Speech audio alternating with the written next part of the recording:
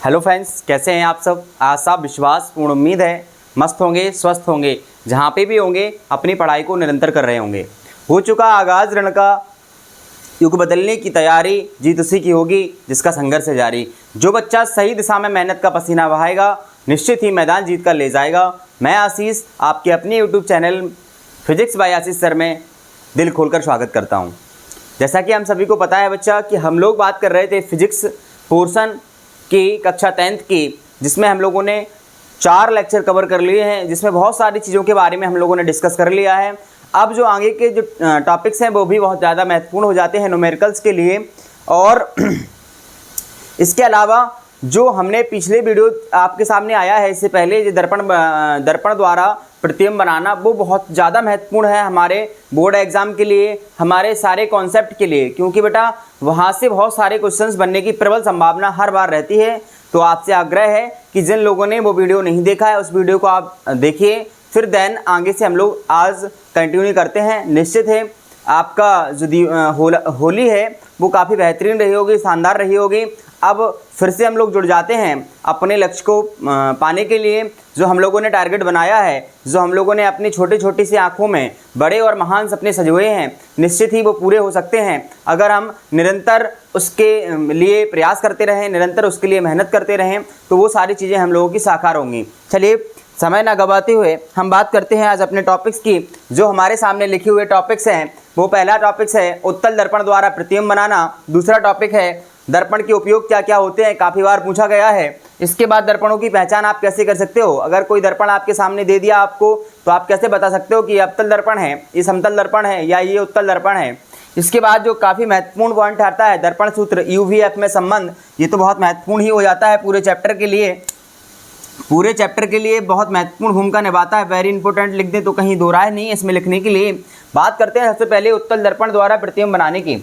सबसे पहले बात करते हैं उत्तल दर्पण द्वारा प्रतिबिंब बनाना। हमने आपको बताया है, हमने आपको बता रखा है कि जब भी हमें किसी भी दर्पण द्वारा अगर प्रतिबिंब बनाना होता है, उत्तल दर्पण द्वारा प्रतिबिंब, उत्तल दर्पण द्वारा प्रतिबिंब, उत्तल दर्पण द्वारा प्रतिबिंब, जैसा कि हम पिछले वीडियोस में पता करके आए हैं कि हमने अवतल दर्पण द्वारा 6 स्थितियों में प्रतिबिंब प्राप्त किए थे।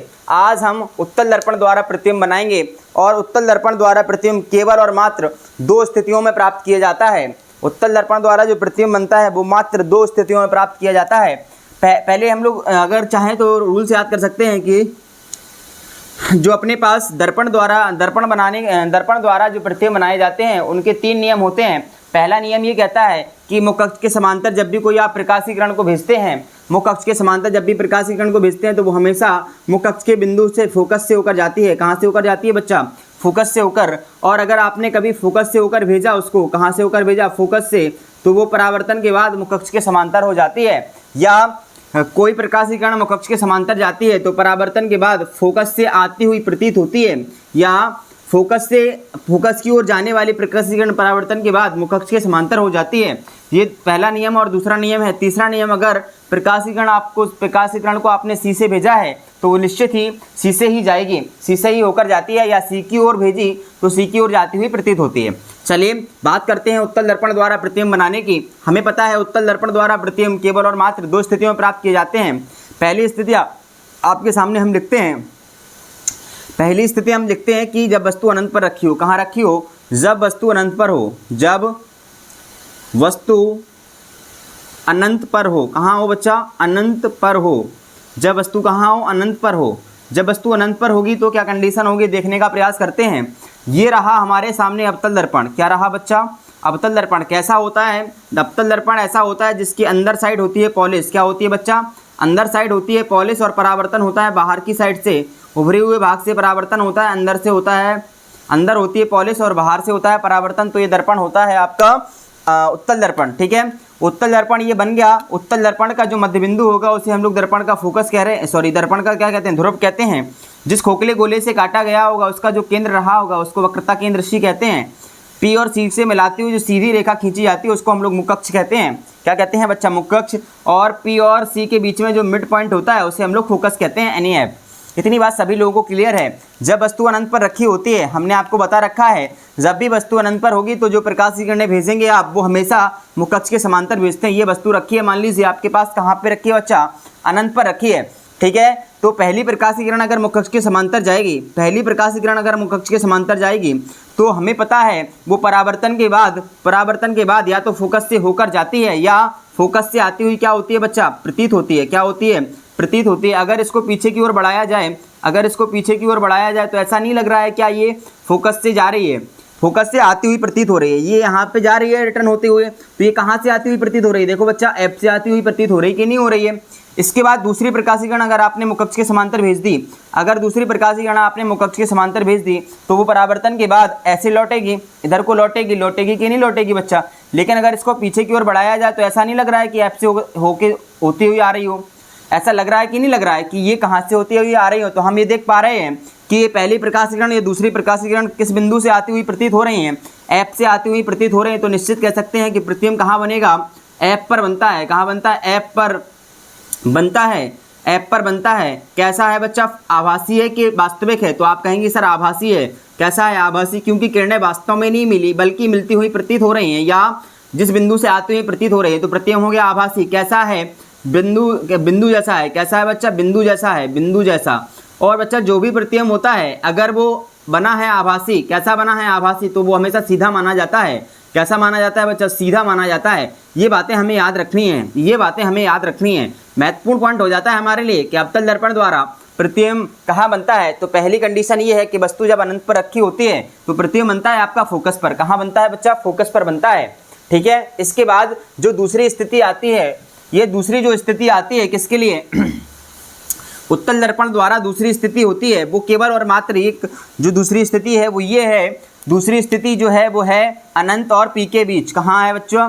जब वस्तु रखी हो, जब वस्तु अनंत और पी के बीच हो, जब वस्तु अनंत इन्फिनिटी व पी के बीच हो, के बीच हो, ठीक है बच्चा। देखते हैं क्या कंडीशन होती है। पहले तो बनाते हैं उत्तल दर्पण। ये रहा आपके सामने एक उत्तल दर्पण जिसके अंदर होती है पॉलिश, बाहर से होता है परावर्तन। तो ये दर्पण कहलाता है आपका उत्तल दर्पण, ठीक है। इसका जो मिड पॉइंट होगा, ये रहा इसका मिड पॉइंट। तो मिड पॉइंट को हम लोग कहते हैं P, और जिस खोखले गोले से काटा गया होगा उसका जो केंद्र रहा होगा उसे वक्रता केंद्र C कहते हैं। उसे क्या कहते हैं बच्चा? वक्रता केंद्र C कहते हैं। उसे वक्रता केंद्र C कहते हैं। P और C से मिलाती हुई जो सीधी रेखा खींची जाती है उसको हम लोग मुकक्ष कहते हैं। C और P के बीच में जो मिड पॉइंट होता है उसको हम लोग फोकस कहते हैं। इतनी बात सभी लोगों को क्लियर है। वस्तु को रखना है इन्फिनिटी और P के बीच, ये रही वस्तु। ये हो गया आपका इन्फिनिटी बहुत दूर और ये हो गया आपका P। तो अगर हम यहाँ पे वस्तु को रखते हैं, ये रख दी हमने वस्तु, ये रख दी वस्तु, तो वस्तु का प्रतिबिंब तभी बनेगा जब दो किरणें भेजी जाएंगी। दो किरणें पहली भेजते हैं मुकक्ष के समांतर। कैसी भेजते हैं बच्चा? ये मुकक्ष हो गई, इसके समांतर ये भेज दी। जब भी मुकक्ष के समांतर भेजेंगे, जब भी आप प्रकाश किरण को मुकक्ष के समांतर भेजेंगे तो वो टकरा के ऐसे जाएगी, ये जा रही टकरा के। लेकिन इसको अगर हम पीछे की ओर देखें तो ये कहाँ से आती प्रतीत हो रही है बच्चा? एफ से आती हुई प्रतीत हो रही है, क्योंकि ये पहले आपका परावर्तन का नियम है। जब मुकक्ष के समांतर कोई प्रकाश की किरण भेजी जाती है तो या तो वो फोकस से होकर जाती है या फिर फोकस से आती हुई प्रतीत होती है। तो ये कहाँ से आती हुई प्रतीत हो रही है बच्चा? ये वापसी तो जा रही है लेकिन कहाँ से प्रतीत हो रही है? एफ से आ रही हो। दूसरी प्रकाश की किरण अगर हम भेजें सी की ओर, कहाँ भेजें बच्चा? सी की ओर अगर हम भेजते हैं, ये लीजिए, ये अगर हमने सी की ओर भेज दी इसको, तो ये देखिए कहाँ पर काट रही है एक दूसरे को, इधर पे काट रही है और वापसी में इधर ही लौट जाएगी। अगर प्रकाश की किरण सी की ओर जाती हुई प्रतीत हो तो वो परावर्तन के बाद उसी मार्ग में वापस लौट जाती हैं। तो हम ये देख पा रहे हैं कि दोनों किरणें आपस में किस पॉइंट पर मिलती हुई प्रतीत हो रही हैं? इधर। तो ये आपका सीधा प्रतिबिंब बन जाएगा। दूसरी मात्र कंडीशन, जब वस्तु अनंत और पी के बीच में रखी हो तो बस प्रतिबिंब बनता है पी और एफ के बीच। देखो बच्चा, पी ये रहा, एफ ये रहा, तो दोनों के बीच में है पी व एफ के बीच। प्रतिबिंब कहाँ बनता है? पी व एफ के बीच बनता है, ठीक है। पी व एफ के बीच बनता है। उसके बाद कैसा है? सीधा है कि उल्टा है? तो आप कहेंगे सर सीधा है। सीधा होगा तो कैसा होगा? निश्चित ही आभासी होगा। कैसा होगा? आभासी। तो ये हो गया आपका आभासी। प्रतिबिंब कैसा बन गया? आभासी। और कैसा है? सीधा है। आभासी के साथ कैसा है? सीधा है, ठीक है। आकार कैसा है? वस्तु से छोटा है कि बड़ा है? तो आप कहेंगे सर वस्तु से है छोटा। कैसा है? छोटा। वस्तु से कैसा है? छोटा। ये आपके पास दो कंडीशन थी किसकी, आपकी उत्तल दर्पण द्वारा प्रतिबिंब बनना। ठीक है बच्चा, इसको नोट डाउन कर लीजिए अच्छे से। ये बहुत पूछा जाता है आपसे, ये वाला जो प्रतिबिंब है ये बहुत आपसे पूछा जाता है, इसलिए आप इसको अच्छे से नोट डाउन कर लीजिए। चलिए आगे जो टॉपिक्स है उसका नाम है दर्पण का उपयोग, कि दर्पण जो होते हैं उनका कहाँ कहाँ उपयोग किया जाता है उसके बारे में हम लोग चर्चा करते हैं। ठीक है, तो अवतल दर्पण और उत्तल दर्पण के जो उपयोग होते हैं उनका हम लोग उपयोग करते हैं कि कैसे कहाँ उपयोग होते हैं। ठीक है, तो अगली जो हेडिंग होगी उसका नाम होगा दर्पणों के उपयोग। क्या हेडिंग है, दर्पणों के उपयोग। क्या हेडिंग है, दर्पणों के उपयोग। दर्पणों के उपयोग तो हम लोग यूज ऑफ मिरर डालते हैं, दर्पणों के उपयोग। दर्पणों के उपयोग, दर्पणों के उपयोग। पहले हम लोग जानते हैं कि अवतल दर्पण के क्या क्या उपयोग होते हैं। तो सबसे पहले इसमें जो कैटेगरी निकल के आती है वो आती है अवतल दर्पण के उपयोग। किसके बेटा, अवतल दर्पण के, अवतल दर्पण के उपयोग। क्या है बच्चा, अवतल दर्पण के उपयोग, यूज ऑफ कॉनकेव मिरर।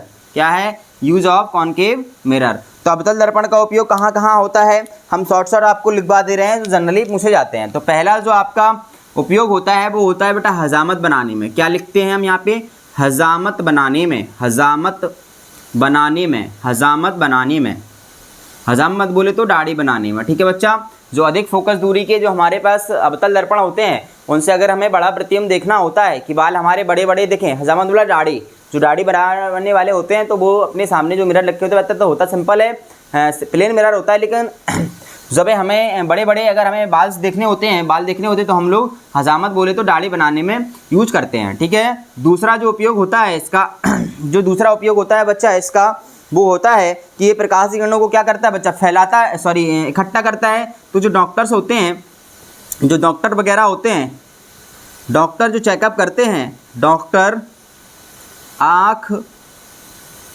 नाक कान का चेकअप करते हैं, आँख कान नाक, आँख नाक कान की जांच करने के लिए, की जांच करने के लिए, की जांच के लिए, ठीक है, इसका उपयोग करते हैं। तीसरा जो इसका उपयोग होता है वो ये होता है इतना तो हो गया आपका, जो आपके टेबल लैंप वगैरह होते हैं वहाँ पर भी इसका कभी कभी यूज़ होता है। टेबल लैंप में, टेबल लैंप में इसका यूज कर लेते हैं। टेबल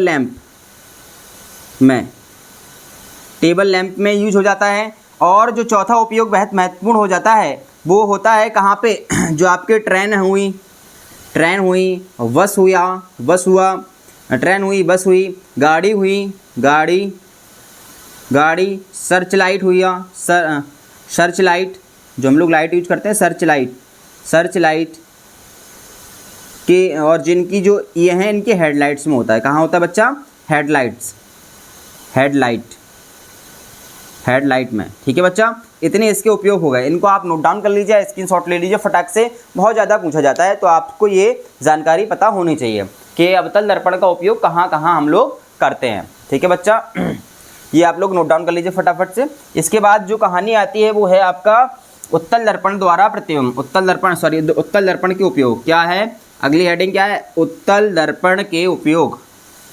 अगली हेडिंग है आपकी उत्तल दर्पण के उपयोग। युक्त तो हो गया आपके अवतल के। अब हम लोग करते हैं किसके उपयोग, उत्तल दर्पण के उपयोग। उत्तल दर्पण के उपयोग, यूज ऑफ कॉनकेव्स मिरर। उत्तल दर्पण के क्या क्या उपयोग होते हैं देखते हैं। उत्तल दर्पण के जो उपयोग हम लोग देखते हैं, उत्तल दर्पण के जो उपयोग देखा जाता है वो होता है आपका जो रोड वगैरह होते हैं उस पर जो लाइट्स लगी होती हैं, रोड पर लाइट को फैलाने में, क्योंकि ये जो उत्तल दर्पण होता है वो आपका अपसारी होता है। कैसा होता है बेटा, अपसारी प्रकृति का होता है। आगे हम लोग पढ़ेंगे अपसारी और अपसारी प्रकृति। तो रोड पर लाइट को फैलाने के लिए काम करता है। जो दूसरा उपयोग बहुत महत्वपूर्ण हो जाता है, दूसरा उपयोग बहुत ही ज़्यादा महत्वपूर्ण हो जाता है कि जो हमारे बस होती हैं या जो भी बस है, ट्रक है, गाड़ी है के बगल में लगे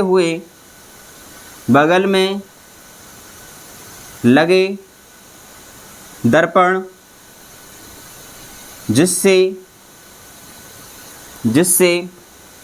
ड्राइवर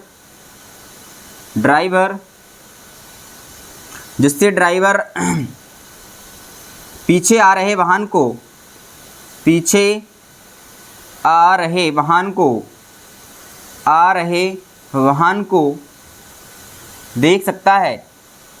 देख सकता है। तो ये महत्वपूर्ण हो जाता है कि जो हमारे साइड मिरर लगे होते हैं, जितने भी आपके गाड़ियाँ होते हैं, उनमें कौन सा दर्पण लगा होता है, ये आपसे पूछा जाता है। तो आपको उसमें क्लिक क्या करना है कि जो उत्तल दर्पण होता है वो उसका उपयोग हम लोग करते हैं। ठीक है बच्चा। इसके बाद होती है बात दर्पणों की पहचान की। किसकी बात होती है? दर्पण के पहचान की। कि दर्पण हमारे पास अगर हमें दे दिया तो हम कैसे बता पाएंगे कि हमारा अवतल दर्पण है, कि उत्तल दर्पण है, कि ये आपका समतल दर्पण है। ठीक है। बेसिकली हमने तीन ही दर्पण पढ़े हैं, तो तीनों का अगर हमसे पूछा जाए कि जो हमारे पास ये दर्पण है कैसे, क्या दर्पण है, तो ये आपको कैसे पहचान कर सकते हैं आप। ठीक है। तो अगली जो हेडिंग्स है वो क्या है आपकी? दर्पण की पहचान। क्या है बच्चा? दर्पणों की पहचान। दर्पणों की पहचान। कौन सी चान बेटा? पहचान। दर्पणों की क्या करना है? पहचान करना है। तो दर्पणों की पहचान करने के लिए हमारे पास सीधा सा कॉन्सेप्ट है बच्चा। दो तरीके से आप दर्पण की पहचान कर सकते हैं। पहला, आप दर्पण को छू के बता सकते हैं कि कौन सा दर्पण है। पहली कंडीशन, आप क्या कर सकते हैं? दर्पण को छूकर बता सकते हैं कि वो कौन सा दर्पण है, अवतल है, उत्तल है या फिर समतल दर्पण है। इसको देख के आप लोग क्या कर सकते हैं? बता सकते हैं। कैसे सर? देखिए अभी हम आपको एक प्रैक्टिकली रूप से बताते हैं कि कैसे हम लोग पहचान कर सकते हैं। तो सबसे पहले हमें करना क्या है, जैसे मान के चलिए अपने पास एक समतल दर्पण है। पहला तो छूकर बता सकते हैं। कैसे करके बेटा? छूकर या स्पर्श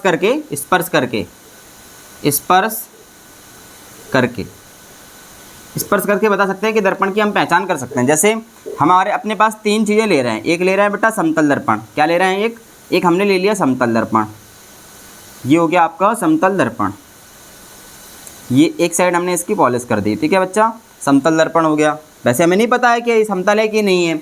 और एक हमने ले लिया, फिर मान के चलिए आपके पास अवतल दर्पण। क्या ले लिया बच्चा? पहले हमने ले लिया एक उत्तल। क्या ले लिया? उत्तल दर्पण। ठीक है।